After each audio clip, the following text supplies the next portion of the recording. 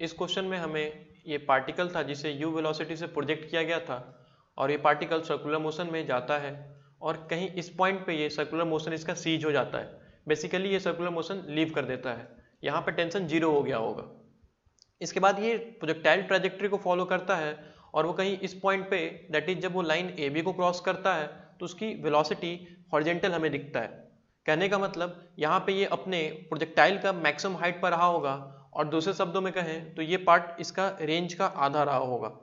इस पार्ट का डिस्टेंस को मैंने कैलकुलेट किया है, ये पूरा एल कॉस थीटा होगा और ये एल बाई 8 है। तो अगर मैं एल कॉस थीटा में से एल बाई 8 को सब्ट्रैक्ट कर दूं तो हमें ये रेंज बाई 2 पता चल चुका है।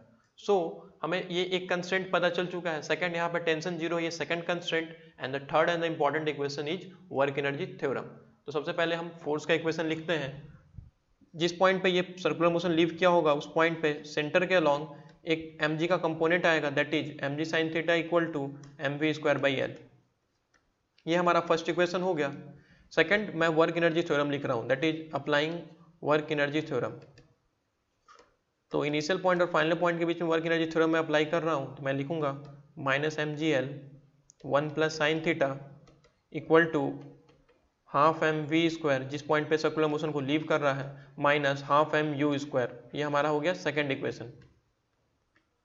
एंड द थर्ड जो इंपॉर्टेंट इक्वेशन जो अभी हमने डिस्कस किया था वो इस प्रोजेक्टाइल का रेंज बाई 2 को यूज करूंगा मैं। दैट इज रेंज बाई 2 की वैल्यू मुझे पता है तो उसको यूज करते हुए हम लिख रहे हैं थर्ड इक्वेशन। दैट इज मैं लिख सकता हूँ L cos theta minus L by 8 is equal to range by 2। तो रेंज का हो जाएगा V square sine 2 theta by G upon 2। ये हमारा आ गया थर्ड इक्वेशन। अगर मैं इन तीनों इक्वेशन को यूज करूँ तो यहाँ से मैं थीटा के वैल्यू को कैलकुलेट कर सकता हूँ।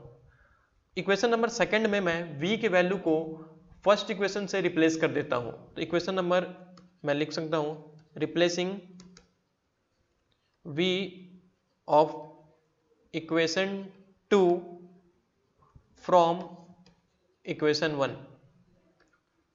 यहाँ से मुझे एक रिलेशन आ जाएगा दैट इज मैं लिख सकता हूँ 2g plus 3g sine theta equal to U square by L. अगर मैं इक्वेशन 1 2 3 को सिर्फ यूज करता यूजिंग 1 2 एंड 3, यहां से मैं थीटा की वैल्यू कैलकुलेट कर सकता हूं और वो थीटा का वैल्यू आता है 60 डिग्री। और इस 60 डिग्री के वैल्यू को मैं अगर इक्वेशन नंबर जो अभी मैंने 4 से निकाला है उसमें पुट कर दूं तो मैं u की वैल्यू को कैलकुलेट कर सकता हूं। दैट इज यहां से हमारा आ जाएगा 2g plus 3g root 3 by 2 equal to U square by L. अगर हम इन तीनों इक्वेशन को लिख लेते हैं जो हमने इक्वेशन नंबर फर्स्ट सेकेंड और थर्ड लिखा, उसके बाद बाकी का कैलकुलेशन पार्ट है। That is I can write it u equal to under root of 2gl plus 3gl root 3 by 2।